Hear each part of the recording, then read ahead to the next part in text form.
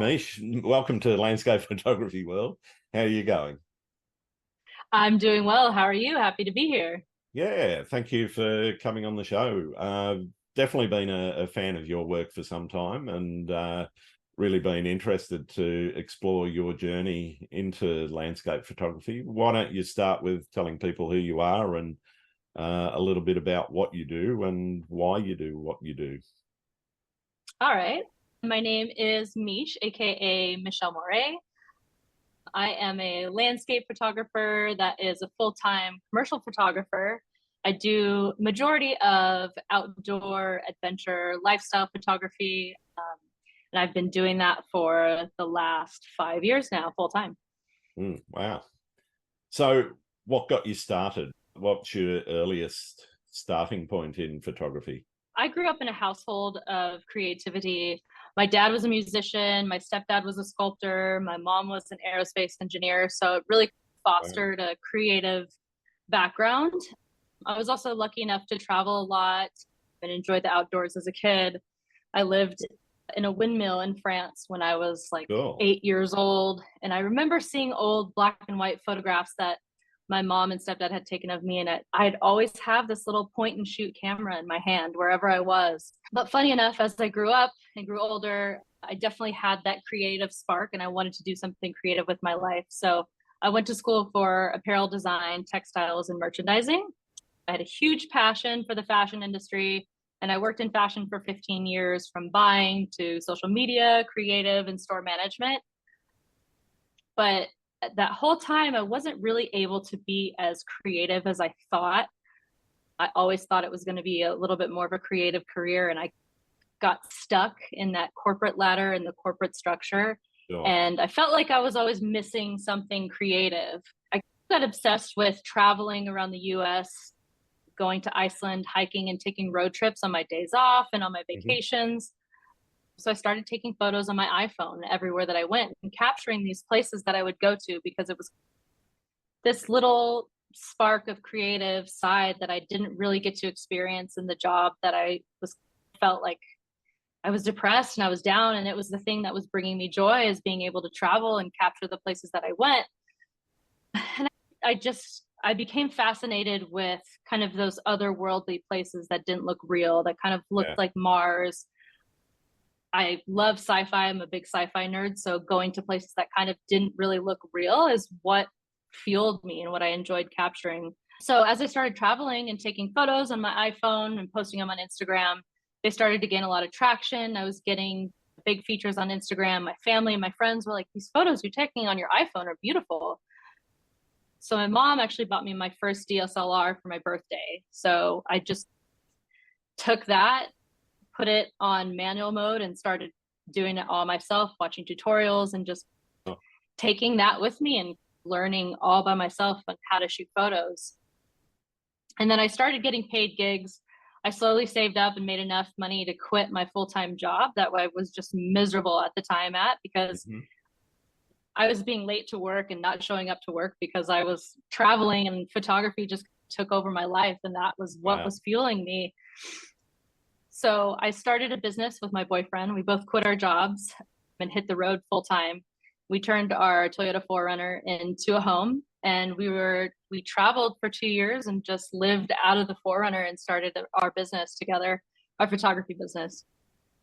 Um, Living the dream, but it was definitely a scary moment to step away from that full-time job and that security Mm. and do something where I didn't know where my money was coming from. I'd saved up a little bit as like a nest Sure. egg, but still it was a scary thing to do. I don't know if we're going to get work or what's going on. We started off just taking any paid gig that we could get. We built our portfolio while traveling, and then we took a trip to Iceland, and I fell in love with Iceland so much, and I realized how well storytelling was an authentic way to get work and do something creative for brands, because brands saw themselves in that story of us traveling and fit organically within that. And then I felt like we were just on this super awesome trajectory and getting great gigs, and we landed two of the biggest gigs that we'd ever had, and COVID hit. So that was a big bump in the road, and we really had nowhere to go because we were living out of our truck on the road and traveling. So we moved back to the Pacific Northwest and eventually got back on our feet about a year later. And we recently just moved to Nevada. We had fallen in love with the Southwest. The Southwest has always been one of my favorite places to travel to. So being in a kind of a more central location to all those favorite places to photograph really made sense. So I've been living here for the last 6 months and just doing the same thing, living the dream, doing client work. That's about it. Fantastic. Fantastic. I'm really interested in how you get yourself motivated creatively. What is it that in the landscape, for example, that gets the juices flowing and makes you go, wow, that's the shot? I think it's our company's called the Remote Unknown. And I think it's finding the places that are really hard to get to, that take a lot of planning, a lot of execution, and they're oftentimes dangerous to get to just because they are so remote or so out of the way and not frequently photographed. So I think that's the one thing I really enjoy, the oddities, the obscurities of the earth, and kind of telling that story of how it came there. I don't know too much about geology, but geology is something that I've been learning recently that really fascinates me. And whenever I get to a scene, it's in my head thinking, what was it, the wind or the air or the volcanic activity that created what I'm photographing? So Yeah. I think definitely those more obscure things that are like nature's Picasso. Yep. Yep. In terms of, you mentioned the planning for some of these trips, what's involved in that? How long do you take in the planning before you actually get in the van and go? I would say I'm definitely not an extensive planner. It's just, okay, here's the little bit of a plan. Like recently we just took a trip to Colorado through Utah and Arizona, and there's definitely like a map where places that we want to go to, but a lot of times it just depends on weather and chasing light, whether it's a moody scene that I want to capture. If the weather is right in a certain direction, it's definitely looking a lot at weather and planning based on weather. And then using things like Google Earth or Zoom.Earth, I use a lot too, to just look at what the area looks like and what the landscape looks like. And is it something that I want to capture? But I definitely more of a just run and gun. If something looks cool, let's chase it. If the weather's good on this side of the state, let's chase it kind of person. Yeah. But a little bit of planning for sure, just so I'm not out there not really knowing what I'm doing. So you're not a total pre-visualizer that sits down and says, all right, the sun's going to be at this angle, we're going to have it hit that peak, and we're going to be there right at that moment. Yeah, I think I'm definitely just more of a on the whim person.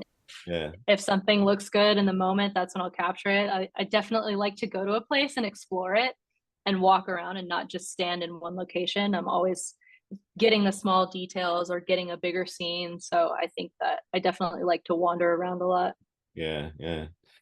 And what's your approach to photography as it relates to experience versus trying to create art? Because some photography is getting out there and just showing, okay, this is the scene I've seen, or this is a particular intimate detail of some rocks or streams or whatever, versus, okay, I want to create something that's artistic and unusual and unique.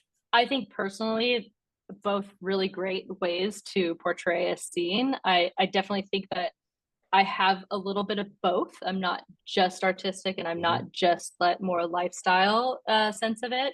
A lot of times I feel like people look at my photographs and not know exactly what they're looking at, and things are a little bit obscure. So I feel like that's the artistic side of it. And also I feel like that comes up in post-production a lot too. I definitely feel like I have a different way of visualizing things. I like to show the scene the way that I saw it, whether it's using certain colors or using more brilliant color than was actually in the scene. So I think that for me, the color grading and the post-processing definitely helps tell the artistic story in a sense. I've noticed quite a bit of your work is intimate abstraction. As you said, you might see some rocks or something that's taken your fancy. Where did that sort of start to come from? Was that something that you clicked into early on, or was that something that came a little bit later after? A lot of people start out with that grand vista sort of landscape photography when they first start out, trying to capture everything in the scene. Right. I don't know. I think as a kid, I was always into dinosaurs and I've always into digging in dirt, and my parents would always take me to those little dinosaur digs where you could dig up the bones and stuff like that. I was always very interested in rocks and collecting rocks as a kid, just gathering rocks that I thought looked cool. So I think I've always had this kind of geology sense in me, but I don't know. I can't really pick a point of where it exactly started, when that happened. But I think, yeah, like you said, just the obscurities of it really attracted my eye, and being able to tell the story of not just in a grand scale, but the smaller details as well. Because really, you can see in a grand scale some obscure, abstract pieces of nature, but then you can also see it on a very small macro scale as well. Absolutely. Absolutely. You mentioned the storytelling, and I'm interested in what sort of things you're trying to express through your photography in that storytelling. I think, especially when it relates to client work, I like to do things authentically. I like to work with brands or with products that kind of fit into my lifestyle organically. So I'm telling a true story. And I think just me, it's the journey and the adventure that it took to get there. What did I go through to not only plan where I was going, look at the weather, get in the truck and navigate 4x4 on maybe a really crazy dirt road or a super thick sandy road that took really planning to get out to, and a lot of work to get to in the long run, and to plan it at the right time to where the weather is correct. I think it's telling that story of what it took to get there, and the risk and the reward, in a sense. And I think all the things along the way too, like just being out in nature and, you know, enjoying camping and enjoying cooking out in nature. And I know we take our dogs pretty much everywhere. So having our dogs out with us, roaming around in nature and things like that. And not, I think it was me being in four corners of a building, not being able to see outdoors. And that just wasn't for me. And being outside was really what sparked and made me thrive. Talk to me a little bit about the COVID experience for you. Obviously, it impacted quite a lot of people in terms of their ability to run a business and so forth. What was the impact on yourself and your boyfriend? Like I said, we had just gotten two really big gigs and we were so excited. We're like, wow, this is a great gig that we're getting. And all of a sudden it was canceled just because of the pandemic. And we were actually in Florida at the time visiting family, and we didn't know what to do. We were just stuck in Florida for a while. We didn't really know if we could fly out. And at the time we didn't have a home. We were living out of our truck. So it was definitely a lot of pandemonium of just figuring things out as we went. And then where was our income going to come from and things like that. So we finally were able to get back to the Pacific Northwest, and because a lot of the campsites were closed, a lot of the facilities were closed. So a lot of the showers that we would use on the road or the campsites that we used to camp at were closed down. So we really couldn't travel. So we rented an Airbnb, I think for a couple months in Oregon, and just continued to create the whole time. Since we didn't really know what was going to happen, we were just out shooting photos every single day, whether it was on the Oregon coast or in the national forest nearby, and doing what we could to just stay creative. I'm interested in the balance between the commercial work. Obviously, a client has demands or desires for the imagery that they're looking for. How do you balance that against your own creative drive to create something that's different and unique for yourself? Do you have any issues there trying to make that balance for you, or is it okay, this is what the client wants, this is what the client gets? I definitely have issues with that a lot. A lot of times I'll have so much client work within a month that I'll feel a little bit stuck being able to Mhm. have time for myself. And I'm spending so much time editing for a client that I'm like, there's no way that I'm going to sit and spend time editing for myself right now because I'm not in the mood over it. Yep, yep, So I've learned to make that time for myself and make that time for my own personal creative projects. And a lot of times, if we're on the road or if I'm traveling, I'll have a specific client that I'm shooting photos for, and maybe part of the day I'm shooting photos for the client, and then the other part of the day I make a little bit of time for my own personal work.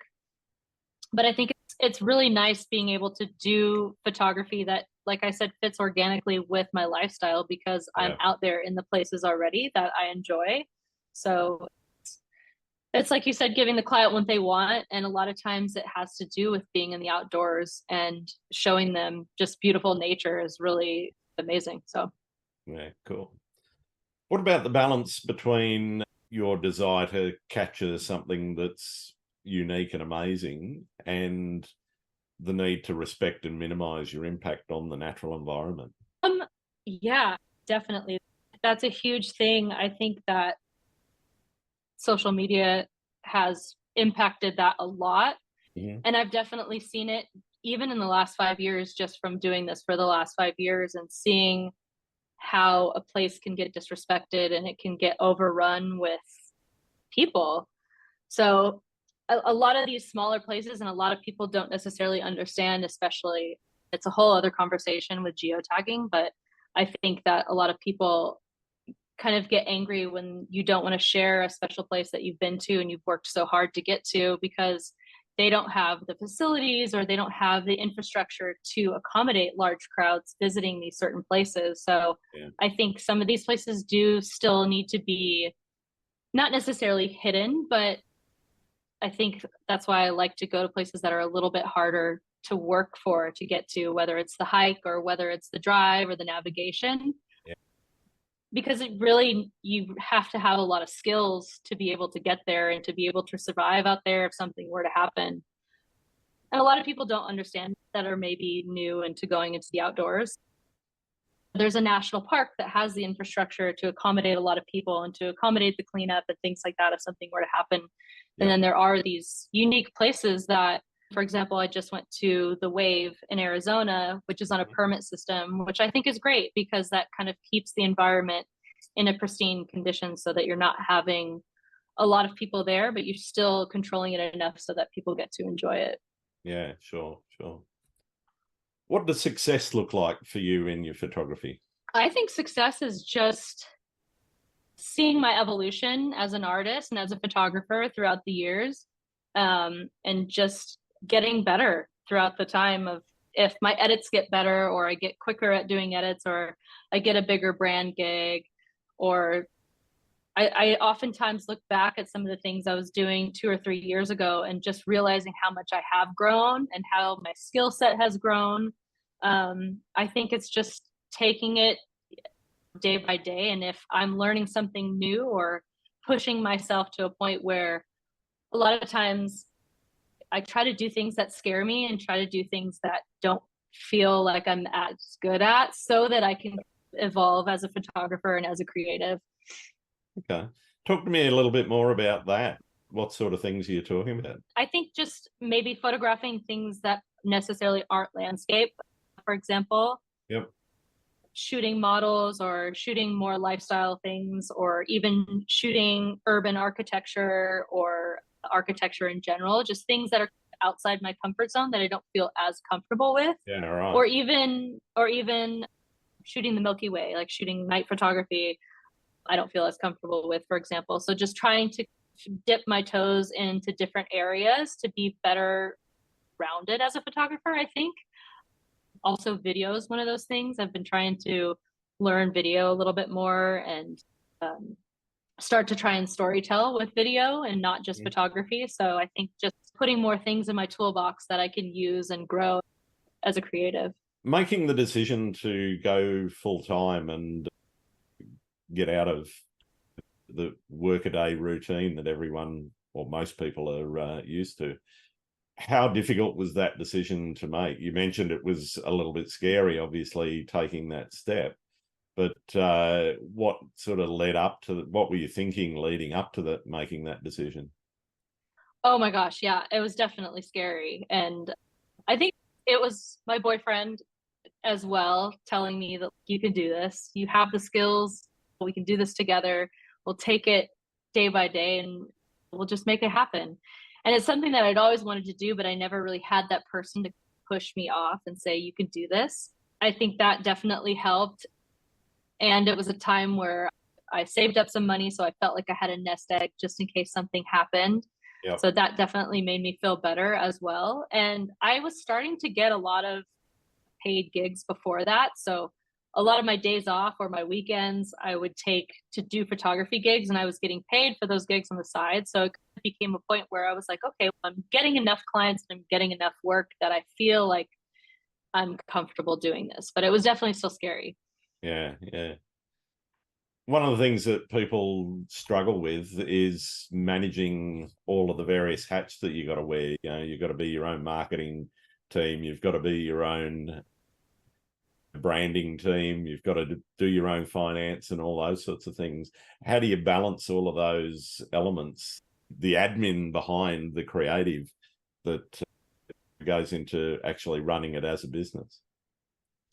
Oh my gosh, yeah, it's definitely a lot of work. And I feel like a lot of people say you're in your dream job, but you don't feel like you're really working, but you are working all the time. And that's me. I'm definitely working all the time. I'm answering emails at 11 o'clock at night or at 6 in the morning or waking up for Yep. sunrise and then coming home to do admin work. So I think I am not a very organized person, but it's forced me to become organized. So Okay. making lists and just prioritizing what's important, I think has helped a lot. And I think my background in the fashion industry and my education as well, going to school for apparel design and merchandising, I also minored in entrepreneurship. So that definitely helped me a little bit for sure. Yeah. Yeah. And all the different hats that I got to wear in the fashion industry too. I was running some pretty big apparel stores. I worked for Zara for about 7 years doing store management. So it was definitely a lot of the business side of it came from there. I also worked for Nike doing social media. So I think Yeah. that definitely helped me as well. I wore a lot of hats in my previous position. So I think that kind of molded me for this. It's still a lot of work and it can be very overwhelming. What do you think, if you were talking to somebody that was thinking about doing this, what's the most important thing that they would need to think about doing before they take that step? I definitely feel like being comfortable in your own skin to feel like you have the skills to offer a company or a client. A lot of times people that are thinking of getting into it, I tell them just go to the store. What is it that you want to shoot? Or do you want to do outdoor stuff? Go buy a hammock and go take some photos of it just so that you can make yourself a portfolio and put that together so that you can show your clients what you want to do. And I think having your own niche and having your own style is good too, because a lot of times most of the people that get into wanting to do client work, they could get a bunch of resumes that all look the same, but if there's something that stands out that they really want, I think having your own niche is great as well, because then if there's something that you really like creatively and you can display that to a client that wants that look, you don't necessarily have to go in saying, oh, I don't really want to shoot this type of style. You can actually find clients that enjoy your style and what you do, and then you can feel more creative and more motivated to do that work for the client as well. Yeah, cool. One of the things everyone struggles when they're starting to sell their work or sell their services is pricing. Do you have any insight into, not all of the details around how you do it, but do you have a system, or do you look at the market and work it out that way? And look at this regardless of whether it's your personal work that you're trying to sell or your client work. Yeah, definitely. I've looked at the prices and what other people charge and here and there, and try to take into consideration where I am in my career and things like that. because definitely my pricing today is a lot different than it was when I first started. Mm. So I guess that's a piece of it too, is where are you in your career of doing it? If you're just starting out, it's okay to not get paid a whole lot, but definitely to get paid something and feel like you're being compensated for the time that you're taking to do it. But a lot of times there's clients that say that I'm inexpensive, or there's clients that say that I'm too expensive. So I think it just depends. And a lot of times when I'm speaking with clients, sometimes it might be a little bit too much for them. And I'll ask, what's your budget? Give me your budget, and then I'll tell you what I can provide you for that amount. Yeah. And I think it's a lot of negotiation. And sometimes if you feel like you're being compensated enough and you feel like you get to a good number, I think it's okay. It's definitely okay to negotiate, so both parties feel like they're getting what they want. So yeah, it all depends. And I think I always leave it up in the air too. These prices aren't for sure my prices. Definitely negotiation is on the table. So being willing to push and pull, I think is a good way to do it. Yeah, cool. I think that's great insight. What's your favorite place to shoot? My favorite place to shoot is definitely Iceland. Iceland is just an otherworldly place. There's volcanoes, there's glaciers, there's ocean, there's so many different textures. And it's relatively new if you think about it in the grand scheme of things of Earth. So I feel like that is definitely my favorite. And I love the Southwest, Southern Utah, Northern Arizona, as far as the US is concerned. Yeah. You've obviously just made a decision to live in that area because of the landscapes that are there and the opportunities that gives you. Do you think that decision is driven by your style and how you shoot, or is it driven by what you want to shoot? I think it's a little bit of both. I lived in the Pacific Northwest for most of my life, and it's a beautiful place, and I loved it so much. But especially for client work, it rains a lot, and the skies are gray like 8-9 months out of the year. And it's actually really hard to do client work when the weather isn't good, especially since I've been doing a lot of video lately. It's really hard to do video, especially if a moody vibe isn't the thing that you're going for. So I think that was definitely a factor too, of having to push back gigs because the weather is bad for the next 10 days, or not being able to make deadlines on a client gig because of the weather. So that was definitely a good one. Of the things too is it's sunny 90% of the month here. So that's definitely a lot easier. But I think this is just the landscape that I enjoy and appreciate the most as well. Is there a place that you'd like to retire to that you've been to? Probably Iceland. Yeah. Yeah, if I could retire in Iceland, I definitely would. Fair enough. What about what's still on the bucket list? Is there anywhere where you haven't been that you're just itching to get to? I would love to go to Greenland. I would love to go to Svalbard. I think South America, Namibia, Argentina. I think the desert in Argentina looks fascinating. It looks really cool. A lot of my friends that have been there, I've seen their photos, and it looks so unique. And I think Australia and New Zealand as well. Okay. So you've not been over here yet? I haven't, no. Oh, excellent. All right. Hit me up when you come and we'll go and have a coffee. Will do. What's the most memorable experience you've had out shooting? Most memorable experience. I'm going to say two different ones. They're both in Iceland. I think one was just recently, a couple months ago, walking up to the volcano that was erupting. Just being able to capture and see an active volcano that close, absolutely amazing. Like, you can't replicate that feeling with anything else. It was absolutely incredible. That, and I think flying over the Icelandic Highlands 2 or 3 years ago in a Cessna was pretty amazing. Yeah, awesome. What about horror stories? Have you had any things that have made you stop and go, oops, shouldn't have done that? Definitely.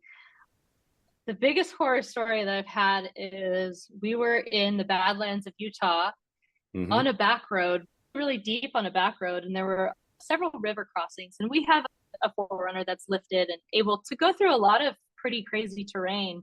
And the rivers didn't look very deep. They looked pretty shallow, and we had been crossing them every single day. And so we got to one river crossing that looked just like the rest. It looked fine, but the truck just sunk right into it. It was like quicksand, and it was this really sticky, like almost peanut butter mud, and it just stuck to the bottom of the truck, and the truck was just suctioned in the mud. And we got out and we tried to pull the mud out, and we tried to get out, and there was just no way. And it was on a Tuesday.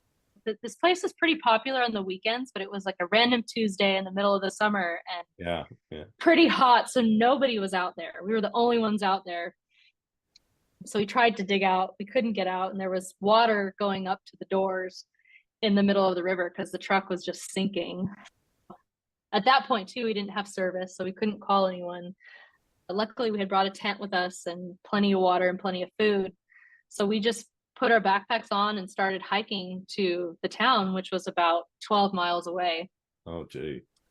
So we had hiked out, I think, about 5 miles before we got service, and we were able to call 911. And when we called 911, the gal was like, "Are you guys okay? Are you hurt?" And we were like, "No, but we may run out of water soon." It was a pretty hot day. Yeah. And she's, "You'll just have to wait till the river dries up, and we'll see if we can get someone out there." There was no, "We're going to come help you," or anything like that. So we were just stuck to our own devices. So we set up a tent for the night because we were going to walk the rest of the 5 miles in the morning. And in the middle of the night, as we were sleeping, a car drove by us, and it was a police officer, and he had heard our call on the 911. He goes, "I don't know why no one was coming to pick you guys up." As soon as he had gotten off his shift, he came to pick us up, took us to a hotel. And the hotel that we stayed in that night, the husband of the wife that owned the hotel had a towing company that took 2 big trucks and a winch out in the morning and pulled our truck out. Wow, that's amazing. But it was definitely a traumatizing experience because we didn't know if we were going to get help. We had no idea what was going on. And we were getting eaten by horseflies the whole time, like just eaten alive. And it was a pretty hot day too, but we survived. Fantastic. What's the practice of photography taught you about nature? I think definitely being able to appreciate the different things and the oddities of nature. And I definitely think seeing how much it's changed by human impact too is a big one for me, especially with tourism and with social media, and seeing that is definitely something a little bit sad. But at the same time, I feel like I go out into nature because I want to have that solitude and that peace and quiet and not be around the hustle and bustle of the city. I'm an introvert as well, so I don't like being around a lot of people. But I think there's still those places where you can go out in nature and be in the middle of nowhere, not around anyone, and find that solitude and that peace. So I think that's what it's taught me. Nice. Are you in the studio when you get back from a trip, or are you one that lets you work, gestate for a little while before you, or marinate before you get into editing? A little bit of both, I think. A lot of times I'll right away get on the laptop if I'm traveling, if it's a shot that I'm really excited to get into post-production and start editing. But a lot of times I feel like I'll just take days where I'm at home and I have time, and I'll go through old hard drives and I'll go through the archives and pick and see, oh, I haven't taken a look at this, or I haven't really had time to edit this, and I'll find things that I hadn't seen before going through my photos. So I think it's definitely a little bit of both. Yeah. What does your processing look like? Obviously not after the secret sauce, but are you looking at something in Lightroom and then shifting into Photoshop, or are you just doing very light edits, or does it just depend on the image? I think it pretty much depends on the image, but I would say I'm about 80% Lightroom, 10% Photoshop, and 10% Luminar. I use Luminar to finalize my edits a little bit. There's definitely a little bit more of a push that you can do color-wise in Luminar, so that's why I like to put the last final touches in Luminar. And Photoshop, I really just use it for touch-ups and things like that. Yeah, Nothing right. major. So I'm pretty much just all Lightroom. I think my main thing that I've been loving lately is just selective color. I think Yeah, is something that I love to use a lot because there's a lot of times where there's only certain colors that I want to look a certain way. So I think that's part of my secret sauce. yeah, yeah. I found a very good tutorial on using selective color, but also HSL and a couple of other tools for black and white processing, and the Oh, control wow. you get over the tonal range is just incredible. Just using, so you can define exactly how much cyan is in your yellows or whatever, and Hmm. it really does a fantastic job of doing things to the black and white image. That's awesome. Are you spending hours on a shot, minutes, days, weeks, or do you edit and stop and come back to it later? It all depends. A lot of times it could be hours, and a lot of times I'll have to come back to it. But most of the time, I try to perfect it that day, then and there. So I would say hours. Yeah, okay. What about when you're out in the field? Are you spending a lot of time on your compositions, setting up and getting the right angles and working around a particular area, or are you more spontaneous and just going, okay, that's the shot, we'll set up here and off we go? I think I definitely started off being very spontaneous. I've always been someone that wants to get all the aspects of a scene, and I definitely like to curate a story of what did the flowers look like, or what did the clouds look like, or what did Yep. this rock look like, and put them together in a color story that works. I love doing grids and I love telling a story that way. So I Uh-huh. think I've always been spontaneous in the moment, and I'm ADHD, so my attention span doesn't go very long on one thing. So I love running around a scene and capturing a bunch of different things. But recently I've found that I've tried to slow down a little bit. Let's Mm. put the camera on the tripod and slow down a little bit. I just did some client work for an Airbnb, and I was taking some shots of the Milky Way over the pool. And I stayed out there with my tripod for 2 or 3 hours trying to get the shot that I envisioned. And I don't do that enough. And I definitely feel like I need to start doing more of that. And it Yeah, felt good to just slow down and take the time to actually get the shot that I wanted. yeah, fantastic.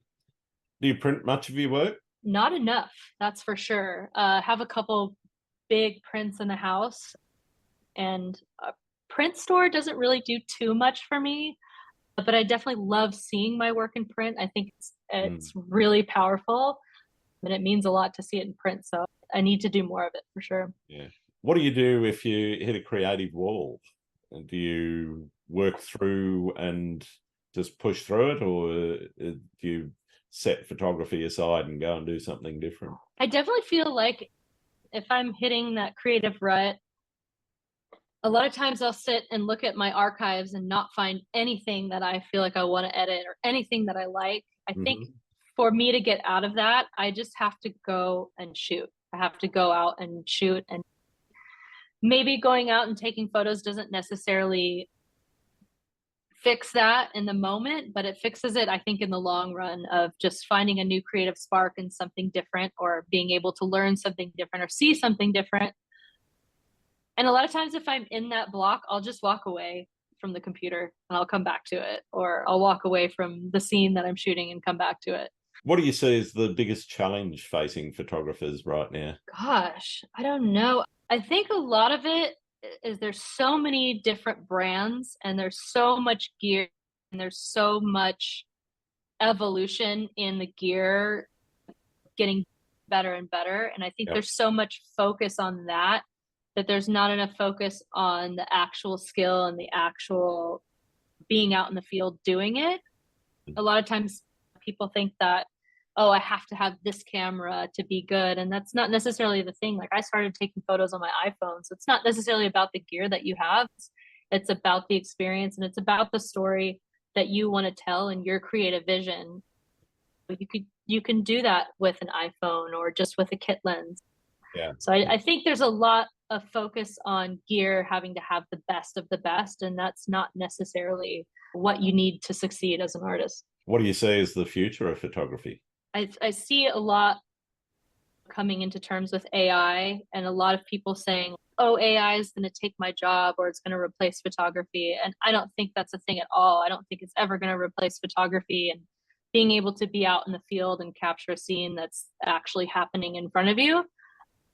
But I definitely think that using it in your workflow and learning how to use it in a positive way, I think is a great thing. Just using the new AI denoise in Lightroom has been blowing my mind, how I can Yeah. take a photo that I shot at a high ISO and bring it back to life. So I think being able to use it in a positive way for your workflow and making your workflow more efficient, I think is a great thing, and not being scared of the future of all the things that are coming into play. Yeah, fair enough. Fair enough. What about social media? How do you see that playing out?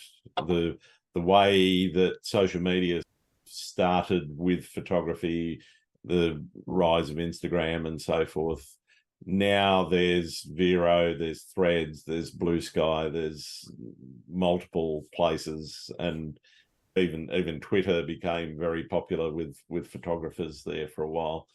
Do you see that landscape sort of consolidating back into one or two, or do you see the variation as a good thing? I would hope that it would consolidate, because it's definitely hard to keep up with so many different platforms, and having to be present as an artist to sell your work on every single platform is a lot of work. But yeah, definitely, if there was just one platform for photography, one platform for video, I think that would make things a lot more simple. But I feel like, personally, instead of having to feel like you have to be present everywhere, you have to continue to produce and produce just to make the algorithm like you, I think just being genuine to yourself and seeing social media as it's your visual resume of what you're showing the world and what you can do for, say, a client, I think that's the best way to look at it, and not let it become overwhelming.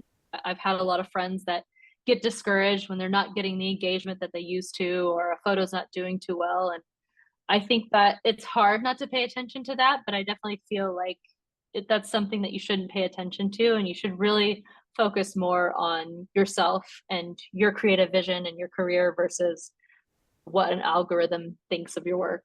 Definitely, definitely.